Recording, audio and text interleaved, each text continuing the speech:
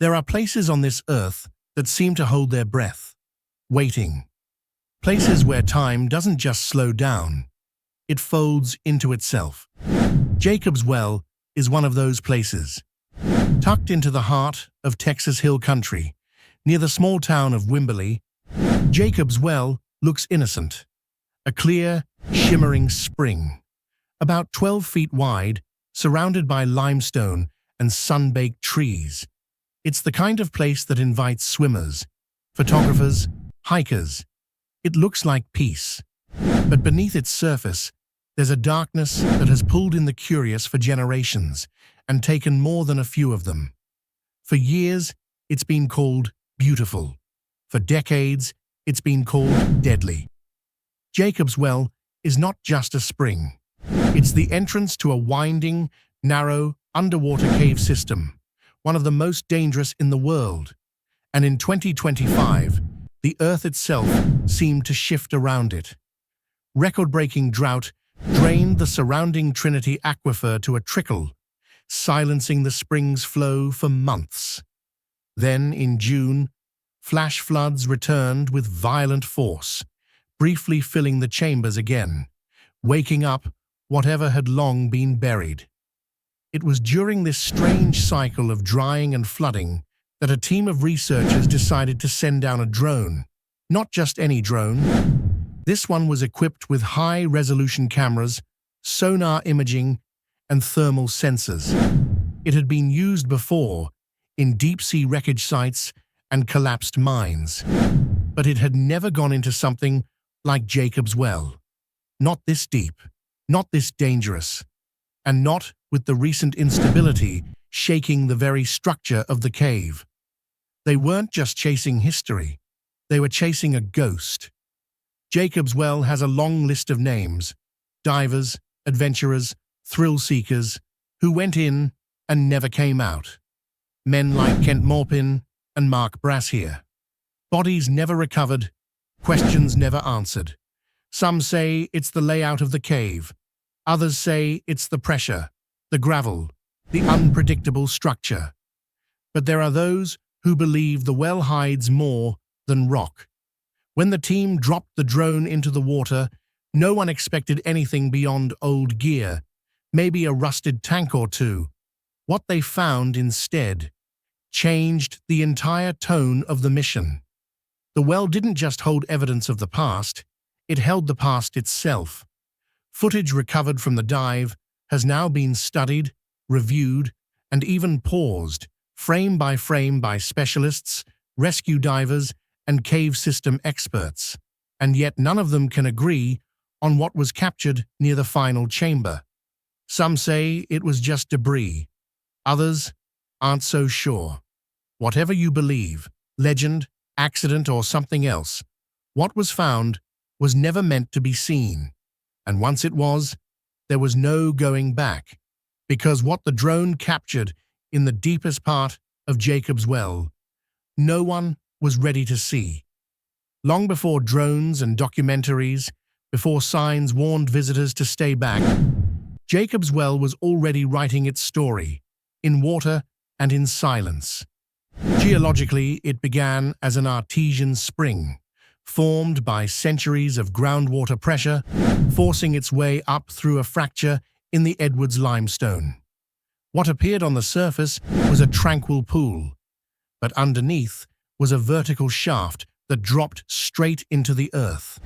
From there, the cave system twisted and sloped through chambers so narrow they barely allowed a body through. By the early 1900s, it had already become a curiosity.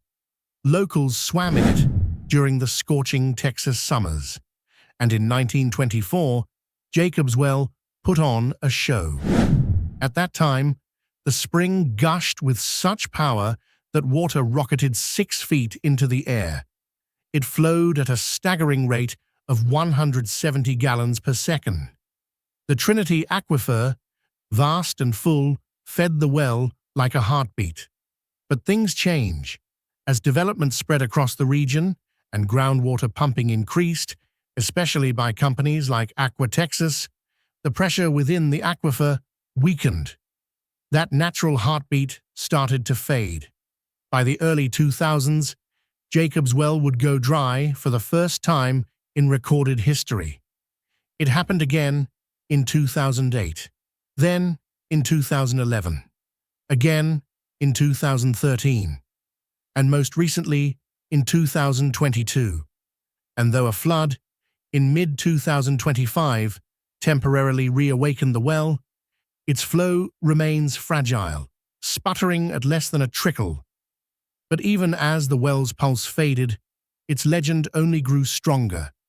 Because Jacob's Well doesn't just hold water, it holds names. Over the decades, divers have been drawn to it, some driven by curiosity, others by the allure of going where few have dared. Many of them returned with stories. Some didn't return at all. Officially, at least 13 people have died in Jacob's Well. Unofficially, some believe the number is higher. Those who've mapped the cave system say it stretches through 4 known chambers, each one darker, narrower, and more unstable than the last.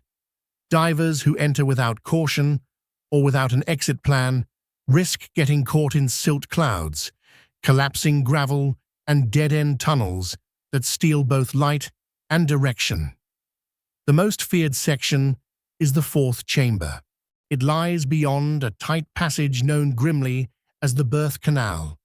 It's so narrow that divers must remove their tanks and push them ahead to squeeze through. Beyond that is a false floor of loose gravel, a trap waiting to shift at the slightest touch. It was here that Kent Maupin and Brashear made their fateful descent in 1979. Both experienced divers, both confident, both lost, and they weren't alone. Over the years, many have tried to reach that 4th chamber. A few made it and came back shaken. Others vanished inside. Their equipment occasionally surfaces, masks, fins, broken gauges, but their bodies do not. The water hides what it doesn't wish to return. And yet the danger only seems to deepen the mystery. With each new flood or drought, with each shift of stone or loss of flow, Jacob's Well changes. It adapts. It buries. Geologists study it. Historians document it. Divers still whisper about it. Because Jacob's Well is not just a spring. It is a story that rewrites itself with every soul it keeps. And yet, even with warnings carved into its history, they still went in. At the surface, Jacob's Well is wide, calm, and deceptively open. Sunlight dances across the water, and the limestone walls cradle the pool in a way that feels inviting. The 1st chamber welcomes you with clarity and grace, sloping gently downward as if offering a peaceful descent. But that peace doesn't last long. As divers continue down, the water cools and the light thins. The 2nd chamber narrows, and the walls begin to close in. Visibility slips. The surrounding rock feels less like a passage and more like a warning. Then comes the 3rd chamber. Deeper, longer, more deceptive. It angles downward like a hallway leading nowhere. Here, divers feel the pressure rise in their lungs, and the water itself seems heavier. This is where many choose to turn back. But for those who continue, what waits beyond is the beginning of the end. At the far edge of the 3rd chamber lies a jagged entryway called the birth canal. It's not a name given for beauty. It's a name earned through pain. The passage is so tight that even experienced divers must remove their tanks, push them forward, and twist their bodies sideways just to pass through. And once through, there's no room to panic. Silt clouds with a single misstep. A knee-bumping gravel can trigger a miniature landslide. The walls scrape against skin and gear alike. There's no room to turn around. You either go forward or you go nowhere. Past the birth canal is the 4th chamber, the final chamber. It's darker than the rest. colder, and still. Divers who've made it this far say it feels like stepping into a tomb. The chamber opens slightly, but the floor is layered with loose gravel, unpredictable, unstable, and lethal. This section has been nicknamed the final squeeze, and it has lived up to its reputation. More than one life has ended here. In 1979, Kent Maupin and Mark Brashear entered that fourth chamber. Kent, a bold and experienced diver. Mark, younger but eager. They were part of a group, but they pushed ahead. Deeper, farther. No ropes, no backup lights, no margin for error. They reached the fourth chamber and never came back. Their bodies were never recovered. Others have followed since. Some survived, many did not. Each one entered with determination, with skill, with belief. Each one was confident that they'd be the one to make it. The well had other plans. In the years that followed, rescue teams risked everything to retrieve what was left behind. Some barely made it out themselves.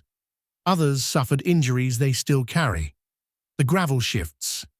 The path resets. The well remembers. And each time someone dares to enter that final chamber, it takes something in return. That final chamber had taken more than it had ever given back. Until now. By early 2025, Jacob's well had gone silent again. For months, not a single drop flowed from the once powerful spring. The drought had returned with a vengeance, tightening its grip across central Texas. The Trinity Aquifer, already drained by years of overuse, showed no sign of recovery. People said the well was dying. Some even believed it was already dead. But then came the rain. In mid-June, a series of violent thunderstorms swept across the region. What began as a modest downpour turned into a flash flood that sent water surging back into the dry creek beds. For the first time in over a year, Jacob's well came back to life. Flow returned, not much, but enough. Enough to stir curiosity, enough to make people wonder what might have shifted beneath the surface. It was the first time since 2022 that Jacob's well had shown signs of movement. But the area was still closed to the public. No swimming, no diving. The well had been officially sealed off after a string of dangerous incidents and the continued loss of spring flow. Most people respected the closure, but not everyone was willing to watch from the surface. A team of researchers, backed by local conservationists and accompanied by 2 journalists, saw the flood not as a threat, but as an opportunity. The idea was simple. Send a drone back in. Not a diver, not a person, a machine. Something that couldn't panic, couldn't run out of air, and couldn't be lost to the cave. They called it Explorer 2. Built with technology used in Arctic crevasse surveys and underwater volcano mapping, Explorer 2 was no ordinary submersible. It was equipped with 8K cameras, thermal imaging sensors, and a reinforced casing that allowed it to withstand sudden pressure shifts. It was also programmed with AI-assisted obstacle navigation, a critical tool for avoiding collapses, dead ends, or being trapped by sliding gravel. The mission had 2 goals. First, to map the current condition of the 3rd and 4th chambers post-flood. The assumption was that gravel shifts or water pressure might have opened or sealed new passages. Second, to search for remnants of past dives, particularly in areas never fully documented. This wasn't just a scientific expedition. It was a recovery mission. On the morning of the dive, the team gathered quietly around the control monitor. A nearby tent hummed with equipment. Cables ran from the surface to a platform set above the spring's narrow opening. Explorer 2 was slowly lowered into the water. It slid below the surface without resistance. Inside the tent, the screen flickered to life. Rock walls, mineral sediment, dancing light particles. The first chamber looked as expected. Peaceful, empty, familiar. Then came the second, then the third. The drone pressed forward, its sensors adjusting, its light cutting through the dim silence. What they saw first was expected. What came next wasn't even in their wildest theories. The drone moved steadily, its lights casting long shadows through the limestone corridor. The third chamber stretched ahead, like a throat tightening with every foot. Above, the well's entrance was now far out of view. The surface was gone, replaced by stone, silt, and silence. The video feed was remarkably clear at first. Explorer 2's 8K cameras captured the grain of the rock, the swirls of mineral residue, even the fine particles drifting like snow. The third chamber sloped gently at first, its walls curving in, then began to narrow. Everyone watching the feed leaned closer. They knew what was coming next. The birth canal. Even on video, it was unnerving. A jagged, uneven tunnel, barely wide enough for the drone to pass. The walls pressed in from both sides. Gravel floated just below the ceiling, waiting to shift. It didn't take much, a bump, a current, even vibration, to trigger a slide. Explorer 2 slowed to a crawl.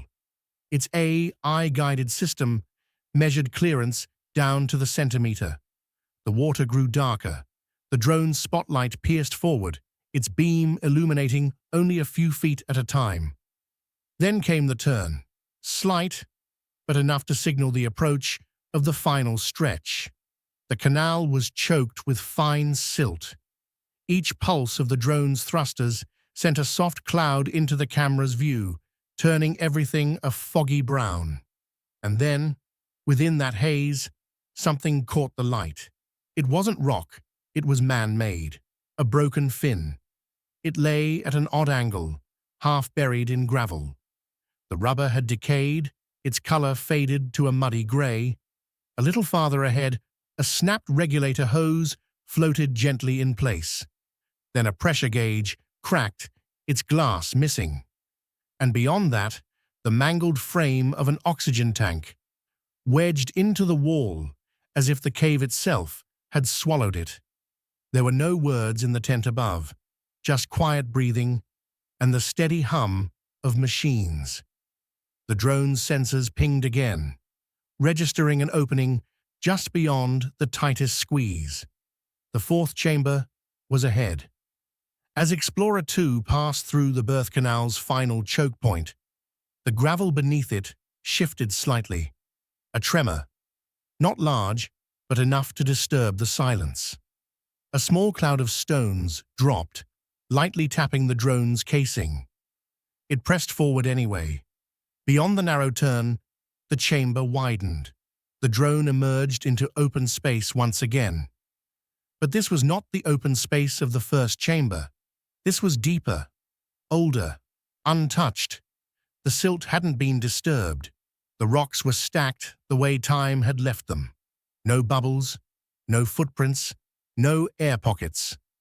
The drone turned slowly, scanning the walls, the ceiling, the floor. Then the light flickered, and in that flicker, something moved. The fourth chamber was still. The drone hovered just above the gravel, its lights adjusting to the darkness that swallowed everything beyond its reach. Every foot forward was a step deeper into untouched history. The silt here hadn't moved in decades. No fish, no current, just silence. Then the camera stopped. There, caught in the light, was a shape that didn't belong to the stone or the water. It was a leg, covered in what looked like the remains of a wetsuit, tattered and grayed from age, the fabric shredded at the edges, like paper. The drone tilted its lens. More came into view, a torso, partially buried, arms frozen in a reaching position. The skeleton had collapsed against the rock, wedged between a wall of limestone and a slope of gravel. The mask was still on. The goggles, though cracked, clung to the diver's skull. Straps had rotted away, but the faceplate remained, clouded and lifeless. Around the neck, a rusted regulator hung like a forgotten chain. No one in the tent spoke. The camera zoomed slowly, trying not to kick up silt, and then they saw it. A tag, sewn onto what was left of the suit. Barely legible, the letters faint from decay, but it was there. Maupin. The air in the control tent shifted. What had been quiet turned to breathless. Some stood. One sat down. The name wasn't just familiar. It was a ghost. Kent Maupin. He had disappeared in this chamber nearly 5 decades earlier, in 1979. He and his friend, Mark Brashear, had entered the well during a late-night dive. No safety ropes, no backup gear, no real plan beyond going deeper than anyone before them. Kent had been the leader, experienced, confident.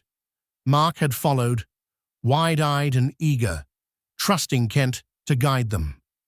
They made it through the first chambers. They reached the birth canal. Witnesses said they slid their tanks ahead of them, inching through the narrow passage with no fear in their eyes, but they never came back. Divers searched. Rescue crews tried to recover them. Nothing worked. The cave shifted. Gravel collapsed. What had once been a path became a wall. Until now. The drone hovered beside Kent's body, illuminating the chamber with a pale, steady light. It didn't move. It didn't need to.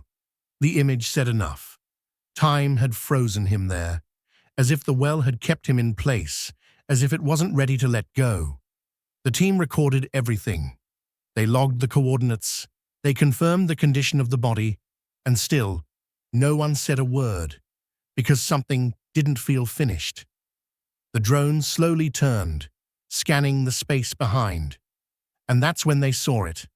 Another shadow.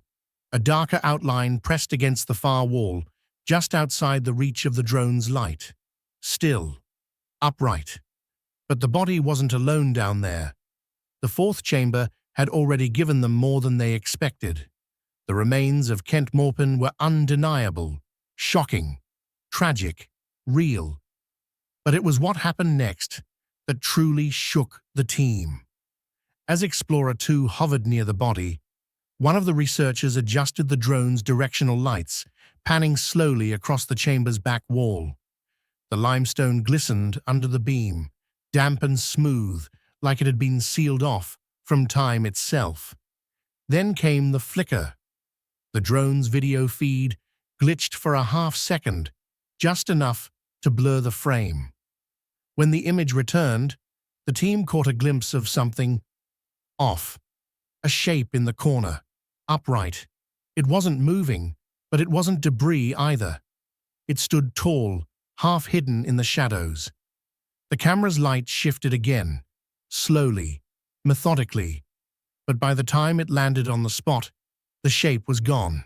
Nothing but the wall. "Run that back," someone whispered. The technician reversed the feed frame by frame. There it was, a dark silhouette, faint but present, but no clear edges, no features, and just like that, gone. The tension in the tent grew thick. It wasn't just what they were seeing, it was what they were hearing. The audio from the drone, which usually recorded only the soft hum of motors and the soundless swirl of water, began picking up something else. A clicking noise, sharp, rhythmic, metallic. It echoed faintly, like something striking stone. Tap, tap, tap, tap, pause, then again. One of the researchers leaned in, heart racing. "That's Morse code," he muttered, or something trying to sound like it. The drone's onboard systems picked up minor fluctuations in water pressure. Slight temperature shifts, nothing dangerous, on paper, but none of it added up. At one point, the lights caught movement again. This time, it looked like a blur, just beyond the chamber entrance, a soft streak of darkness crossing the edge of the screen. The kind of image your mind tells you not to trust, but can't ignore. The team debated whether to pursue it. Could be a second body, someone said. Could be a shadow, said another. The drone inched forward. Just then, the camera glitched again, more violently this time. The feed scrambled into digital static before recovering. When the picture returned, the silhouette was back, closer, more defined. It stood partially behind a rock shelf, almost watching. The water was still, no current, no bubbles, no sign of life. And yet, something was there. The team froze. One technician instinctively took off his headset as if that would somehow quiet the moment. Then, the lights flickered again, and the screen went black. Only for a second, but that second stretched long. When the picture returned, the chamber looked unchanged. Kent's body still rested where it had. The shadows were back in place. The water had resumed its lifeless drift. But now, everyone watching knew one thing with absolute certainty. Something had moved. Something had watched. Something had stayed just beyond the reach of the light. Was it another body, or something waiting in the dark? The moment the drone moved toward the shadowed shelf, the floor responded. It started as a tremble, barely noticeable at first, just a soft disturbance in the gravel beneath Explorer 2. But within seconds, the cave floor shifted more aggressively. The silt clouded up like smoke. Stones began to tumble from the ledge above, striking the drone's frame with soft but deliberate taps. The command tent erupted in motion. "Back it up, now," one technician said, already adjusting the controls. But the response lagged. Explorer 2 didn't move. The drone's thrusters spun, but the gravel sucked it downward, slowly, as if the cave itself were reclaiming it. Above ground, the lights on the monitor began to flicker. The camera feed dimmed. The crisp resolution turned to grainy shadows. The temperature sensors flashed red as the pressure spiked around the unit. "Signal's dropping," someone said. The room went silent, except for the soft static humming through the speakers. They tried to lift it manually. No response. 9 minutes passed. Long, heavy minutes where no one in the tent moved. No one dared speak above a whisper. The drone was 130 feet below, wedged somewhere between loose rock and unknown history. Then, just as suddenly as it had stopped responding, the signal returned. A jitter, a flicker, and then the image snapped back into focus. The drone was free. The chamber was behind it now. The gravel that had once held it down had shifted just enough to release it. No one understood why. No one cared. They began hauling the tether, slowly guiding Explorer 2 upward, away from the chamber, through the birth canal, and back toward light.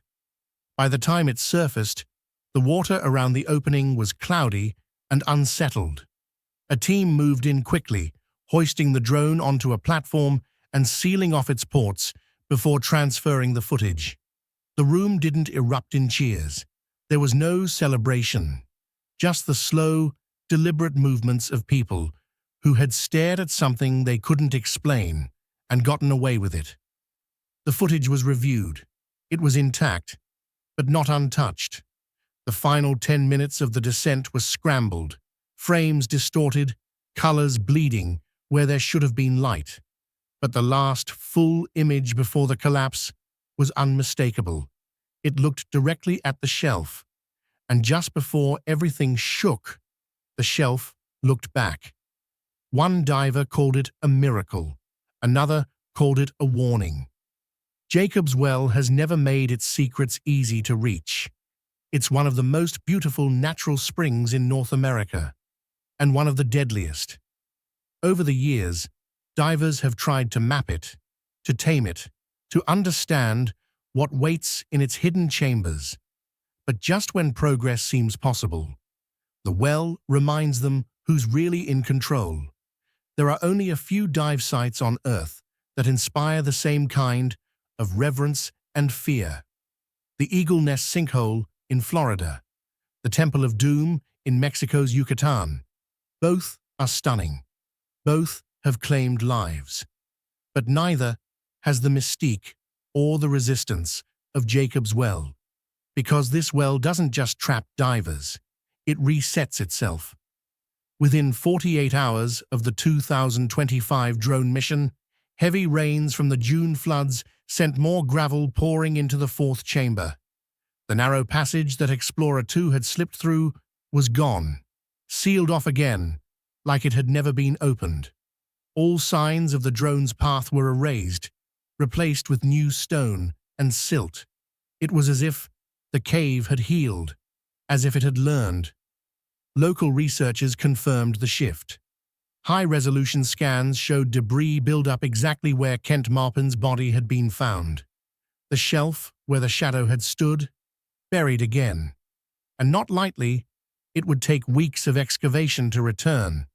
But excavation may never happen. A proposed Texas bill, House Bill 2812, threatens to deregulate groundwater protections, giving more freedom to private companies to pump from the Trinity Aquifer. If passed, it could accelerate the well's decline, drying it out further, destabilizing the ecosystem, and forever cutting off access to the site. Conservationists warn that Jacob's Well is at a breaking point, geologically, ecologically, and spiritually. And still, people wonder, is that by accident, or is it something else? The deeper the mystery, the harder the stone resists. Gravel shifts, water disappears. Warnings come in silence, in shadows, in the feeling that maybe the earth remembers what it's buried and doesn't want it disturbed. The cave isn't just dangerous, it's protective. And maybe that's the point. Because after all the dives, the rescues, the missions, and the stories, one truth remains. It's as if the well doesn't want to give back what it's taken. The footage made headlines. Clips from Explorer 2's descent aired on national broadcasts. Scientists gave interviews. Journalists speculated. YouTube hosts dissected the shadows frame by frame. But beyond all the noise, one thing stood out above the rest. The name Kent Maupin was spoken again, not as a cautionary tale, not as a footnote in diving history, but as a man who went farther than most would ever dare. His final resting place had been hidden in darkness for decades, buried in gravel and memory. Now, with the help of a drone and the silence of deep water, his story had surfaced again. People who had never heard of Jacob's Well now knew about the man who entered it and never left. Divers left tributes at the edge of the spring. Small memorials, quiet thank yous, messages written in chalk on the surrounding limestone. His name, once lost to time, was no longer buried.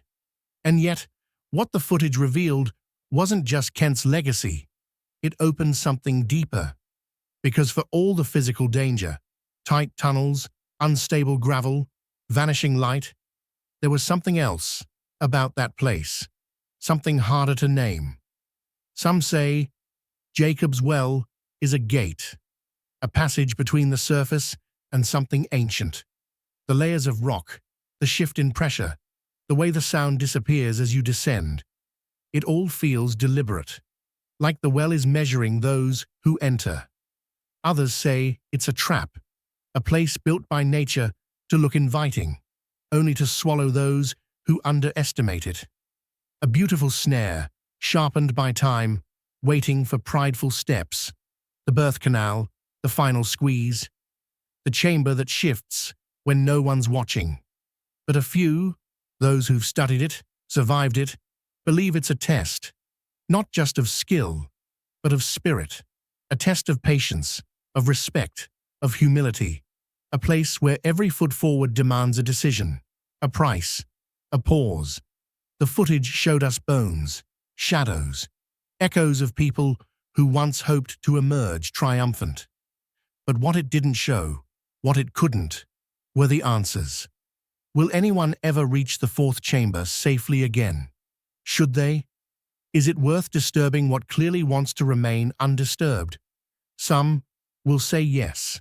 There will always be explorers, scientists, thrill seekers, people who believe that understanding something means confronting it. And maybe they're right, but others have begun to ask a different question. What if Jacob's Well was never meant to be understood? What if it was never meant to give anything back? The well remains closed to the public. The path the drone traveled has already shifted. Explorer 2 sits in storage now, sealed and marked, its lights dimmed. But those who were there, those who watched it descend, saw what it saw, carry something with them. Not answers, a weight, because the well doesn't feel finished. Even now, as the water sits quiet again, as the gravel settles and the fourth chamber seals itself once more, there is a sense that something waits. Beneath the rock, beneath the years, something that breathes without lungs, watches without eyes, and remembers everything. Kent Maupin's story isn't just about diving. It's about the line between curiosity and consequence. It's about the things that live in the deep, not just beneath the water, but inside us all. We built machines to go where we couldn't. We lit up a place the earth had kept dark. And in return, we saw more than we were prepared for. The footage told part of the story, but Jacob's Well is still not done whispering.